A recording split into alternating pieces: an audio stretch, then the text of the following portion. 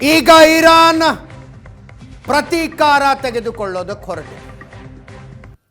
ತನ್ನ ಅಕ್ಕಪಕ್ಕದ ದೇಶಗಳಲ್ಲಿ, ಅವು ಇಸ್ಲಾಮಿಕ್ ದೇಶಗಳೇ, ಯಾವ್ಯಾವ ದೇಶದಲ್ಲಿ ಅಮೇರಿಕದ ಸೈನಿಕ ನೆಲೆಗಳಿದ್ದವು, ಯಾವ್ಯಾವ ದೇಶಗಳು ಅಮೇರಿಕಕ್ಕೆ ಸೈನಿಕ ನೆಲೆಗಳನ್ನು ಕಟ್ಟಿಕೊಳ್ಳೋದಕ್ಕೆ ಜಾಗ ಮತ್ತು ಇತರ ಫೆಸಿಲಿಟಿಗಳನ್ನು ಕೊಟ್ಟಿದ್ದವು, ಅಲ್ಲೆಲ್ಲ ದಾಳಿಯನ್ನು ಆರಂಭಿಸಿದೆ. ಕುವೈತ್ನಲ್ಲಿ ಅಮೆರಿಕದ 3 ಯುದ್ಧ ವಿಮಾನಗಳನ್ನು ಇರಾನಿಯನ್ ಮಿಸೈಲ್ಗಳು ಹೊಡೆದಾಕಿದವೆ.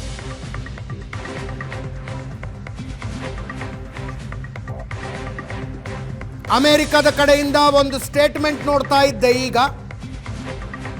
ಯುದ್ಧ ವಿಮಾನಗಳು ಫ್ರೆಂಡ್ಲಿ ಫೈಟ್ನಲ್ಲಿ ಬಿದ್ದಿದ್ದಾವೆ ಅಂದಿದ್ದಾರೆ. ಏನು ಫ್ರೆಂಡ್ಲಿ ಫೈಟೋ ಗೊತ್ತಾಗ್ತಿಲ್ಲ.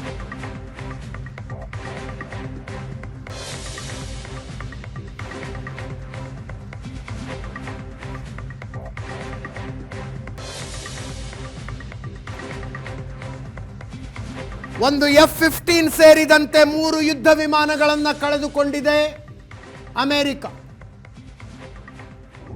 ಒಂದರ ಪೈಲಟ್ ಎಜೆಕ್ಟ್ ಆಗಿ ಪ್ರಾಣ ಉಳಿಸಿಕೊಂಡಿದ್ದಾನೆ. F-15 ಪೈಲಟ್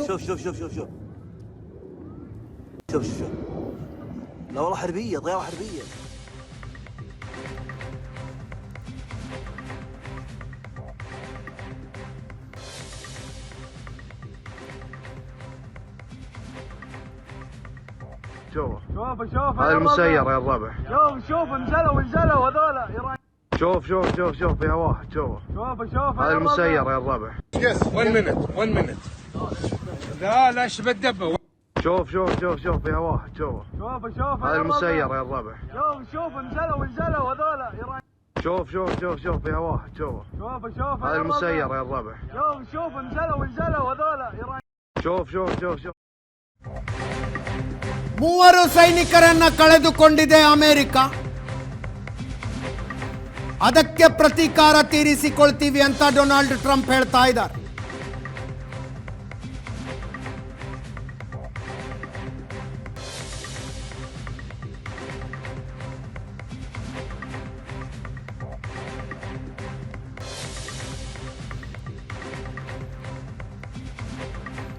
ಅಮೆರಿಕ ಈ ಕಾರ್ಯಾಚರಣೆಗೆ ಆಪರೇಷನ್ ಎಪಿಕ್ ಫ್ಯೂರಿ ಅಂತ ಹೆಸರಿಟ್ಟಿದೆ. ಇಸ್ರೇಲ್ ಆಪರೇಷನ್ ರೋರಿಂಗ್ ಲಯನ್ ಅಂತ ಹೆಸರಿಟ್ಟಿದೆ.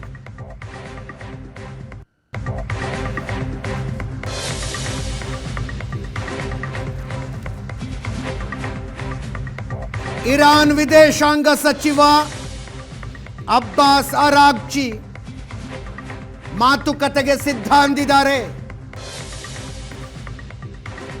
ರಾಜತಾಂತ್ರಿಕ ಮಾತುಕತೆಗೆ ಸಿದ್ಧ ಅಂದಿದ್ದಾರೆ ಅಬ್ಬಾಸ್ ಅರಾಗ್ಚಿ. ನಾವು ದಾಳಿ ಮಾಡ್ತಾ ಇರೋದು ಸ್ವಯಂ ರಕ್ಷಣೆಗೆ, ರಾಜತಾಂತ್ರಿಕ ಮಾತುಕತೆಗೆ ತಯಾರಿದ್ದೀವಿ. ಇರಾನ್ ವಿದೇಶಾಂಗ ಸಚಿವರ ಹೇಳಿಕೆ.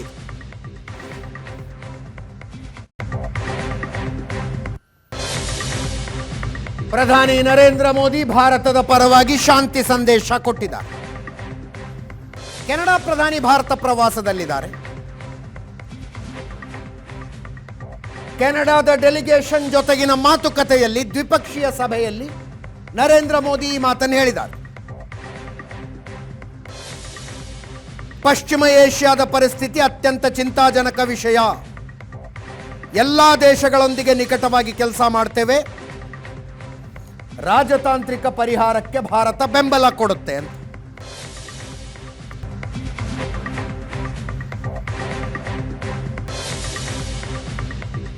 ಈ ಸಂಘರ್ಷದಿಂದ ಸಾಧ್ಯ ಆದಷ್ಟು ಅಂತರ ಕಾಪಾಡಿಕೊಂಡಿರುವ ರಷ್ಯಾ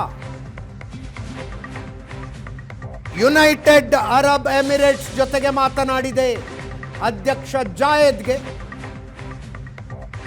ರಷ್ಯಾ ಅಧ್ಯಕ್ಷ ವ್ಲಾಡಿಮಿರ್ ಪುಟಿನ್ ಕಾಲ್ ಮಾಡಿ ಮಾತಾಡಿದ.